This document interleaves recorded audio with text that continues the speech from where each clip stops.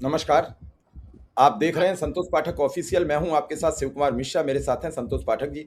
स्वागत और अभिनंदन। बहुत बहुत धन्यवाद शिव जी। तमाम दर्शकों को नमस्कार। और एक साथ कई बड़ी खबरें हैं, तो बाकी जो खबरें अभी हम इस वीडियो में नहीं कर पा रहे हैं उसकी थोड़ी बहुत जो झलक है वो दे देता हूं। तमिलनाडु में विजय को बहुमत प्राप्त हो गया है, क्योंकि वहां पर बीसीके ने जो है वो बिना शर्त, अब वो बिना शर्त कितना है पता नहीं, लेकिन बीसीके ने समर्थन देने का ऐलान कर दिया है। और इसी के साथ जो प्रभावी विधायकों की संख्या हो गई है, वैसे तो गिनती के हिसाब से 119 है, लेकिन विजय 2 जगह से जीते हैं, तो ये 118 का संख्या हो गया है। अब राज्यपाल क्या किंतु परंतु करते हैं नहीं करते, हमें इंतजार करना पड़ेगा। और अब भी अगर किंतु परंतु हुआ तो मान लीजिएगा कि दिल्ली दरबार का आदेश है कि विजय को मुख्यमंत्री ना बनने दो, तो हमें राज्यपाल के फैसले का इंतजार करना होगा। और इस बीच जैसे ही बंगाल से फ्री हुए, लग रहा है कि योगी आदित्यनाथ के उत्तर प्रदेश पर अब अमित शाह की नजर बहुत ज्यादा पड़ गई है। लेकिन एक खबर और, पंजाब में ईडी की रेड पड़ी और भगवंत मान के उस मंत्री को गिरफ्तार किया गया जिन्होंने राज्यसभा छोड़ा था किसी और के लिए, और वो पंजाब गए, विधानसभा का उपचुनाव लड़ा और मंत्री बन गए। उनके यहाँ ईडी की रेड पड़ी और उनको गिरफ्तार कर लिया गया है। पंजाब में भी 2027 में विधानसभा चुनाव है। लेकिन हम उत्तर प्रदेश की जिक्र करने आए हैं। आज मंच पर कोलकाता में जो हुआ, प्रधानमंत्री जिस तरह से घुटनों के बल बैठे, मिथुन चक्रवर्ती जिस तरह से गए, कई लोगों का पैर छूते हुए नजर आए, जिस तरह से जब शुभेंदु अधिकारी योगी आदित्यनाथ के पास पहुंचे तो योगी आदित्यनाथ ने उनको भगवा पटका पहना दिया। इन तमाम चीजों के बीच वहां कुछ ना कुछ तो ऐसा बड़ा संकेत दिया गया कि योगी आदित्यनाथ कोलकाता से सीधे लखनऊ पहुंचते ही, यानी उत्तर प्रदेश की धरती पर लैंड करते ही, उत्तर प्रदेश की माननीय महामहिम राज्यपाल जो है वो आनंदीबेन पटेल जी से मुलाकात करने जाएंगे। अब से हम जो बात कर रहे हैं 5 सवा 5 के आसपास है, स्टोरी हम रिलीज करेंगे उसके 1 घंटे बाद, यानी 6:30 बजे के आसपास जो है वो योगी आदित्यनाथ उत्तर प्रदेश की राज्यपाल, जो कि गुजरात की धरती से आती हैं, गुजरात की मुख्यमंत्री रह चुकी है, उन आनंदीबेन पटेल से मुलाकात करेंगी। इस मुलाकात को बहुत खास माना जा रहा है। जो टस्सल चल रही थी गुजराती लॉबी और योगी आदित्यनाथ की टीम में, उस टस्सल के बीच में एक बड़ा कदम, यूपी में एक बड़ी तैयारी की जा रही है। वो बड़ी तैयारी क्या होगी, इस मुलाकात के मायने क्या होंगे, और इस मुलाकात के बाद 24 घंटे में आफ्टर इफेक्ट क्या पड़ेगा, और उसके बाद अगले 7 दिनों में क्या पड़ेगा, ये बड़ी स्टोरी लेकर हम दर्शकों के सामने आए हैं, तथ्यों के साथ रखेंगे। और हमेशा की तरह शुरुआत शिव जी अपने शानदार अंदाज में करेंगे। जी शिव जी। बंगाल में आज जो हुआ उसमें कई सीन देखने लायक थे। पहली बार योगी आदित्यनाथ हाथ जोड़े खड़े थे प्रधानमंत्री नरेंद्र मोदी के सामने और मोदी उन्हें इग्नोर करके आगे बढ़ गए। आप जाके देख लीजिए। शिव कुमार मिश्रा की बात मत मानिए, क्योंकि हो सकता है मैं झूठ बोलता हूं। मेरी बात मत मानिए। आपको याद होगा वो सीन 2024 का, जब प्रधानमंत्री जी निकले तो राजनाथ जी को तो प्रणाम किया था योगी जी ने, लेकिन योगी जी ने प्रधानमंत्री नरेंद्र मोदी को नमस्कार नहीं किया था। आज जब उन्होंने किया तो प्रधानमंत्री अनदेखा करके आगे बढ़े और आगे बढ़कर वो एकनाथ शिंदे के पास पहुंचे, शिंदे से हाथ मिलाया।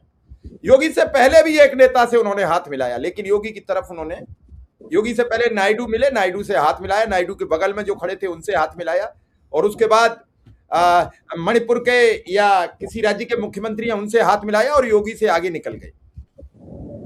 आखिर ये सब क्या था? वही एक पत्रकार है, वो कहते हैं योगी के मंत्र से तंत्र हो गया बंगाल में। अरे भैया कितना चाटोगे? शाह जी 15 दिन रुके, 20 सीट पर सिर्फ योगी आदित्यनाथ ने प्रचार किया, उसमें से मान लिया हमने 22 सीटों में 18 जीत गए, तो क्या 18 सीटों से सरकार बन गई? प्रचार ही 22 सीट पे किया था। उसको कोई क्रेडिट नहीं जिसने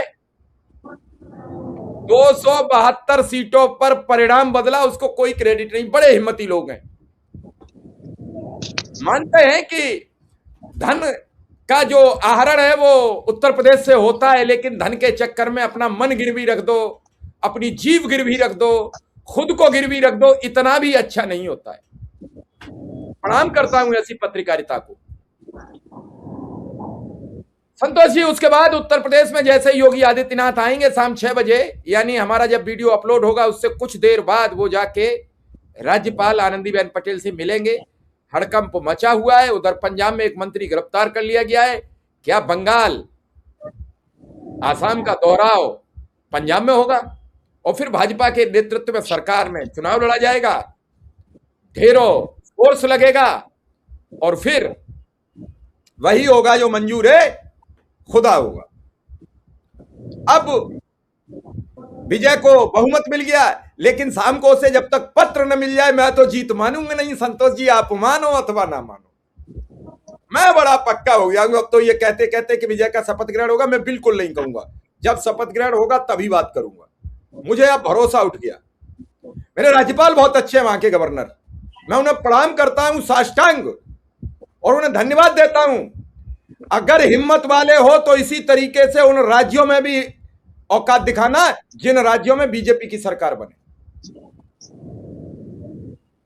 संतोष जी, पहले आप बहुत देर मत दर्शकों को इधर उधर घुमाइए, उत्तर प्रदेश की खबर बताइए, दर्शक बड़ी बेसब्री से इंतजार कर रहे हैं। लेकिन उससे पहले एक खबर और, अमित शाह जो है शिव जी, वो बड़े नगीने ढूंढ कर लाते हैं। पिछली सरकार में गृह राज्य मंत्री हुआ करते थे अजय मिश्रा टेनी, लखीमपुर में क्या किया था उनके बेटे ने? बिल्कुल, वो अमित शाह के अंडर ही थे। अमित शाह के अंडर एक और मंत्री हैं जो बड़े खास है अमित शाह के, बी संजय कुमार। अब बी संजय कुमार के बेटे भगीरथ के खिलाफ यौन उत्पीड़न और पॉस्को एक्ट के तहत मामला दर्ज किया गया है। वो गृह राज्य मंत्री हैं। गृह राज्य मंत्री जो आईपीएस अधिकारी होते हैं ना, पुलिस वाले, उनका वो आप समझ लीजिए कि रिपोर्टिंग अथॉरिटी एक तरह से होती है। तो गृह राज्य मंत्री के बेटे पर गंभीर आरोप लगा है और 17 वर्षीय लड़की की मां ने पेट बसीरबाद पुलिस में शिकायत दर्ज कराई है। और शिकायत के अनुसार भगीरथ पिछले 6 महीनों से उनकी बेटी को परेशान कर रहा था। महिला का आरोप है कि भगीरथ ने मोइनाबाद के एक फार्म हाउस में लड़की को शराब पिलाई और यौन उत्पीड़न किया। अब अगर ये पुराना जमाना होता तो नैतिक जिम्मेदारी लेते हुए या तो मंत्री को इस्तीफा देने को कह दिया गया होता या उनको सरकार से बर्खास्त कर दिया गया होता। लेकिन ये नया जमाना है और इस नए जमाने में हम क्या कहेंगे, ये बी संजय कुमार पे अंत में भी थोड़ा सा मैं जानकारी दूंगा, लेकिन दर्शकों को ज्यादा, चूंकि हम उत्तर प्रदेश पे आए हैं तो बहुत ज्यादा वेट नहीं करवाऊंगा। उत्तर प्रदेश में पिछले कुछ महीनों से 2 मुद्दे अटके हुए थे।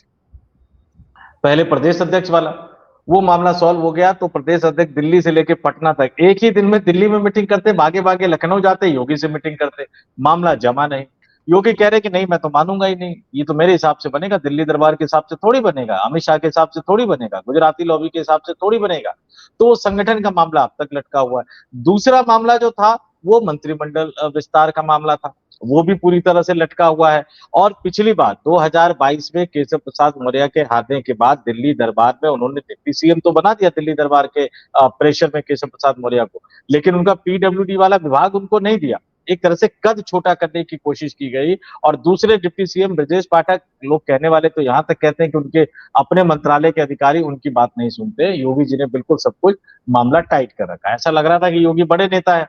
अब आपने कहा कि शायद 22 सीटों पर प्रचार किया है 294 में से, 10% भी नहीं है। 294 का 10% तो 29 सीट हो गया, 29-30 सीट हो गया। तो लेकिन उनको महिमा मंडन किया जा रहा है। ये अपना सूचना विभाग का अपना एक अलग कमाल है, विज्ञापन तो सबको चाहिए। और बहुत सारे पत्रकार वहां बटलर पैलेस वीआईपी इलाका है, वहां रह रहे हैं, बिजली भी बिल नहीं दे रहे हैं, कई तरह के, अभी लिस्ट भी एक जारी हुई थी, बहुत सारे पत्रकार थे। तो योगी आदित्यनाथ ताकतवर उसमें नजर आ रहे थे। सत्ता है तो है, और उत्तर प्रदेश जैसे राज्य के मुख्यमंत्री की अपनी हनक होती है। लेकिन जैसे ही बंगाल का चुनाव आया और उसके बाद अब बंगाल का नतीजा आया और असम का नतीजा आया, अब योगी आदित्यनाथ को लगा कि ये तो 2 दावेदार खड़े कर दिए, एक तो हेमंता पहले से ही थे, अब शुभेंदु अधिकारी भी एक तरह से दावेदार खड़े हो गए। और 240 वर्तमान में जो सांसदों की संख्या है, याद रखिएगा 98 के लगभग वो सांसद है जो मूलतः भाजपाई नहीं है। वो हेमंता बिश्व शर्मा की तरह और शुभेंदु अधिकारी की तरह दूसरी पार्टी से आए हैं। कल को अगर बीजेपी अपने दम पर बहुमत भी जुटा लेगी ना 300, उस 300 में से 125 के आसपास वो होंगे जो मूलतः भाजपाई नहीं है। योगी आदित्यनाथ समझ गए। और उधर से सुनील बंसल, तेलंगाना में मत प्रतिशत बढ़ाया, उड़ीसा में सरकार बनवाई और पश्चिम बंगाल में सरकार बनवाई। और अब अमित शाह उनको मिशन यूपी पर लगाने जा रहे हैं, क्योंकि विनोद तावड़े के हाथ तो ये आ नहीं रहे, राधा मोहन सिंह के हाथ ये आए नहीं, बीच में कुछ समय के लिए वैजयंत पांडा रहे, उनके हाथ में आए नहीं। तो अब अमित शाह को लगा कि भाई ये योगी आदित्यनाथ का इलाज तो सुनील बंसल ही कर सकते हैं। तो सुनील बंसल के यूपी में जाने का, यूपी में बड़ी जिम्मेदारी देने की बात कही जा रही है। बंगाल में कुछ ना कुछ तो ऐसा हुआ ग्रीन रूम। अब दर्शक पूछेंगे ग्रीन रूम क्या होता है? देखिए, प्रधानमंत्री जब किसी कार्यक्रम में जाते हैं तो ऐसा नहीं कि एकदम से मंच पर चले जाते हैं। मंच के पीछे एक जगह बनाई जाती है चूंकि एक परंपरा चली आ रही है, वो ग्रीन पर्दे से ढका जाता है, तो उसको ग्रीन रूम कहा जाता है। वहां पर प्रधानमंत्री मंच पर जाने से पहले जिनसे अलग अलग बात करनी होती है, 2-4 मिनट की बात कर लेते हैं। 1-to-1 बात करनी होती है तो 1-to-1 बात कर लेते हैं, अगर एक साथ बात करनी होती है तो एक साथ बात कर लेते हैं। अब ग्रीन रूम में कुछ तो हुआ कि वहां बंगाल में योगी आदित्यनाथ के उड़ने से पहले खबर आ गई कि लखनऊ आते ही योगी आदित्यनाथ सीधे जाएंगे लोक भवन, यानी राज्यपाल के निवास पर, और वहां आनंदीबेन पटेल से मुलाकात करेंगे। और अब अमित शाह के एजेंडे के अनुसार उत्तर प्रदेश में मंत्रिमंडल का विस्तार होने जा रहा है शिव जी। और ये मंत्रिमंडल विस्तार, ये संभावना जताई जा रही है कि रविवार यानी कल 10 मई को होने वाला है। तो आला कमान जब टाइट करता है तो किस स्पीड से टाइट करता है। बेचारे पंकज चौधरी इधर से उधर घूमते रहे, केशव प्रसाद मौर्य, ब्रजेश पाठक लगातार दिल्ली लखनऊ करते रहे, लेकिन एक दो राज्यों की जीत ने अमित शाह का इकबाल इतना बड़ा कर दिया कि बस वहां से संदेशा मिला और योगी आदित्यनाथ भागे भागे अब बंगाल से, कोलकाता से सीधे लखनऊ पहुंचते ही राज्यपाल से, आनंदीबेन पटेल से मिलने जा रहे हैं। अब जो कल शपथ लेंगे वो मंत्रियों की लिस्ट वो राज्यपाल को थमाएंगे और फिर उसका समय तय किया जाएगा। ज्यादा संभावना इस बात की कि शपथ ग्रहण राजभवन, यानी जिसको लोक भवन कहा जाता है, वहीं तय किया जाएगा। आधा दर्जन के लगभग नए चेहरे उस मंत्रिमंडल में शामिल किए जाएंगे। अब बड़ी दिलचस्प बात है कि वो योगी के आदमी होंगे, योगी के खास विधायक होंगे, या वो अमित शाह के खास विधायक होंगे। ये सब कुछ आपको बहुत कुछ बताता हुआ नजर आएगा। अब देखना होगा, बस कुछ घंटों की बात है और फिर वही हालात है। लेकिन सवाल यह है कि आखिर सब लोग कहते रह गए, सुनते रह गए, और इधर इधर मामला ही बिगड़ गया, इधर मामला आर पार हो गया। सोचा था कुछ और, हो गया कुछ और। आज की तारीख में उत्तर प्रदेश की सियासत बड़ी गर्म है। अखिलेश यादव कह रहे हैं ब्राह्मण जो कहेंगे वही करेंगे। योगी आदित्यनाथ कह रहे हैं बंगाल से लौटते ही आके राज्यपाल से मिलेंगे। कहीं ना कहीं कोई बड़ी खिचड़ी पक रही है। इसका परिणाम कैसा है, इसकी बातचीत कैसी है, ये नहीं मालूम, और इसका असर कैसा है ये भी नहीं मालूम। लेकिन उत्तर प्रदेश के सियासत में बड़ी उठापटक मची हुई है, और इस उठापटक का जिम्मेदार कौन है, इस उठापटक का कर्णधार कौन है। आज की तारीख में अगर मंत्रिमंडल विस्तार होगा तो जातीय संतुलन बनाया जाएगा।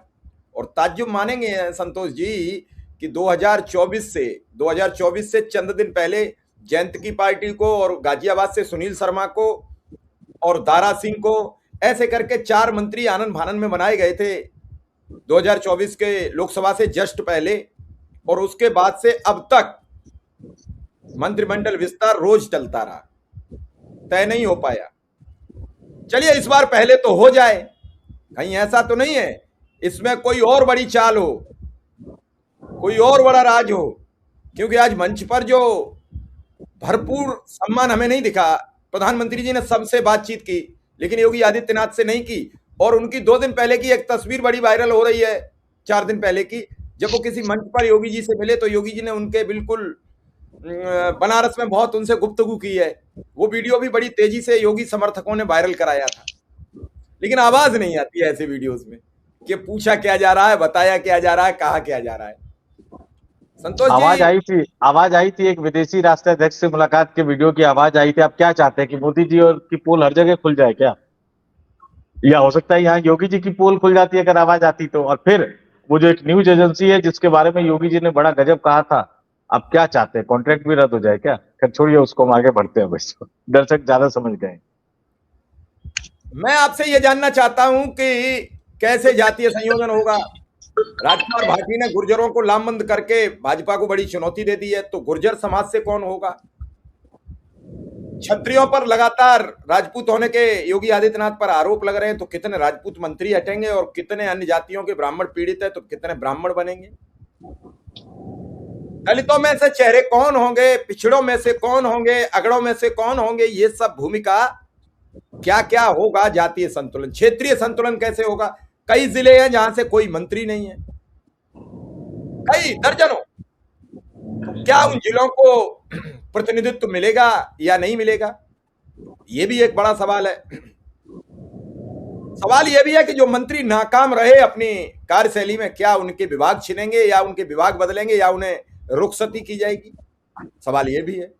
सवाल ये भी है कि योगी आदित्यनाथ का गृह मंत्रालय खुद वो संभालेंगे, पीडब्ल्यूडी मंत्रालय वो खुद संभालेंगे या उनसे भी छीनकर किसी को दिए जाएंगे? तो कई सवाल है संतोष जी इस उठापटक में। आप कैसे देख रहे हैं? क्योंकि बड़ी नजदीकी से आप यूपी की राजनीति को जानते हैं, बड़ी नजदीकी से यूपी के क्रियाकलाप को जानते हैं और क्रियाक्रम को भी जानते हैं कि कैसे होते हैं। मैं दो तीन चीजें बता दूं। आपने पिछली बार के मंत्रिमंडल विस्तार का जिक्र किया, सुनील शर्मा, क्योंकि हमारा दिल्ली में रिपोर्टिंग की है, गाजियाबाद, नोएडा, ऑफिस, घर, ये तमाम चीजें रही हैं, तो पहले जरा इसका जिक्र कर देता हूं। सुनील शर्मा साहिबाबाद के विधायक हैं, सबसे ज्यादा वोटों से जीते हुए हैं और ब्राह्मण कोटे से वो मंत्री बने हैं। अब ब्राह्मण कोटे से मंत्री, ये साहिबाबाद की जनता वर्षों से एक सरकारी अस्पताल मांग रही है, क्योंकि यहाँ के लोगों को मुसीबत में भागना पड़ता है दिल्ली के अस्पताल यानी गुरु तेग बहादुर अस्पताल, और जब आगे चले जाए तो फिर आपको राम मनोहर लोहिया, जीबी पंत भागना पड़ता है। लेकिन आपको पता है उनके इस कार्यकाल की उपलब्धि क्या है? राष्ट्रपति को बुलवा के उन्होंने एक प्राइवेट अस्पताल का उद्घाटन करवाया। ये उनके कार्यकाल की उपलब्धि है। शायद आईटी प्रौद्योगिकी मंत्री है, केशव मौर्य के साथ वो विदेश भी गए थे।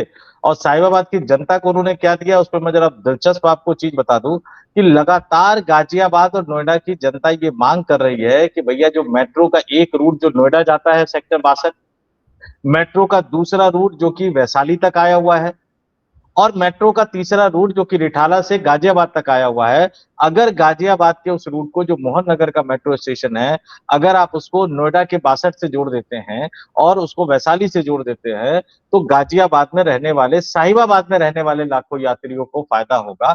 लेकिन अभी तक उसको लेकर कुछ आगे बढ़ा नहीं है। और एक बात और बता दूं कि योगी जी को एक चीज पता करना चाहिए, गाजियाबाद और नोएडा के बहुत सारे विधायक हैं। दिल्ली में एक मंदिर है हनुमान जी वाला, वहां के पुजारी के बहुत चक्कर लगा रहे हैं। सुनने में आ रहा है कि वो पुजारी जी जो है वो मंत्री बनवाने का ठेका लिए हुए हैं, और एक बड़े वरिष्ठ पत्रकार है जो मंत्री बनवाने का ठेका लिए हुए हैं। तो ऐसे विधायकों से कहूंगा संभल के पैसा खर्च करना भैया, माहौल बदल रहा है और तेजी से बदल रहा है, पता नहीं कितने दिन तक रह पाओगे, नहीं रह पाओगे।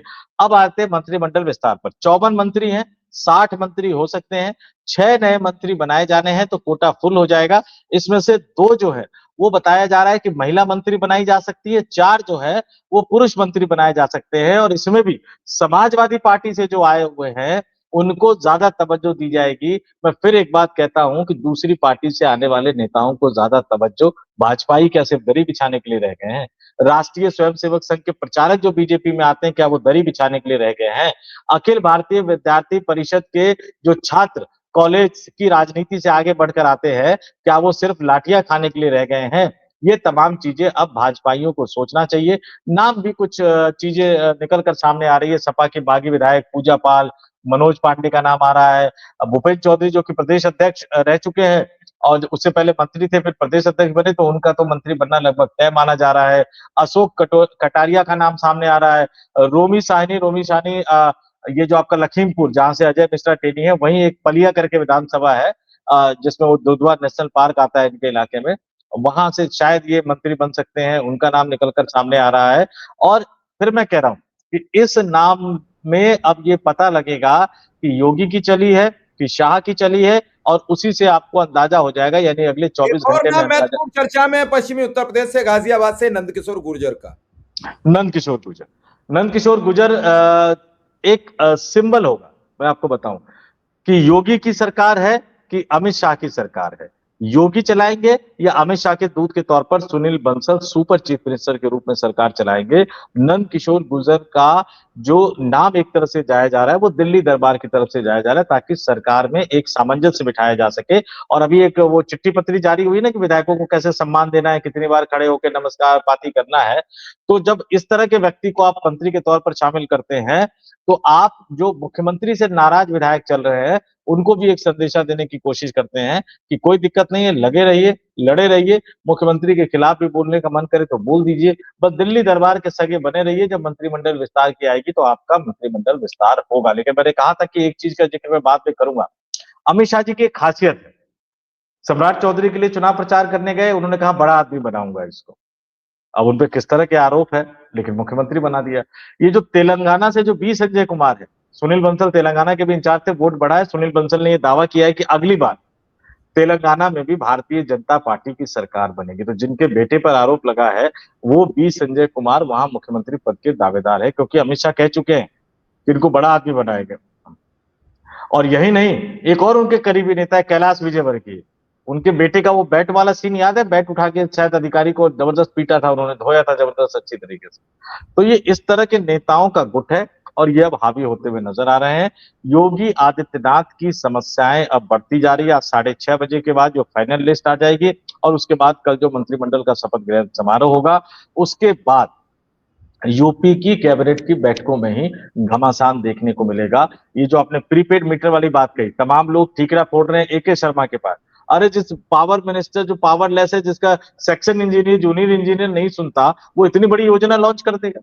उसके पीछे जाहिर सी बात है कि कोई और था, और जब लगा कि हारेंगे तो आपने तमाम उस स्मार्ट मीटर को जो प्रीपेड किया था आपने पोस्ट पेड कर दिया, लेकिन उसकी सिक्योरिटी राशि और कई तरह की गड़बड़ है। और सबसे बड़ी बात है कि अगर यही करना था तो उस नए मीटर को खरीदने में जो करोड़ों रुपए का जो खर्च हुआ है और जो आपने जनता को परेशानी दी है, उस परेशानी और उस खर्च का जिम्मेदार कौन है? ये तमाम चीजें बताती है कि इस ऊहापोह की स्थिति में दिल्ली दरबार वर्सेज योगी आदित्यनाथ की टीम की लड़ाई में भुगत कौन रहा है? आप, हम और उत्तर प्रदेश की जनता। अब देखना ये होगा जल्दी से दर्शकों के पास ये खबर पहुंचे कि क्या क्या होगा बड़ा बदलाव, और दर्शकों से भी कमेंट में हम जानना चाहेंगे क्या चाहते हैं आप। क्या सरकार का बदलाव हो, मंत्रिमंडल का बदलाव हो, या फिर पूरी कैबिनेट और मुख्यमंत्री का बदलाव हो? हमें ज़रूर बताइए, हमें आपके जवाब की प्रतीक्षा रहेगी। बहुत बहुत आभार संतोष जी, बहुत बहुत नमस्कार। बहुत बहुत धन्यवाद।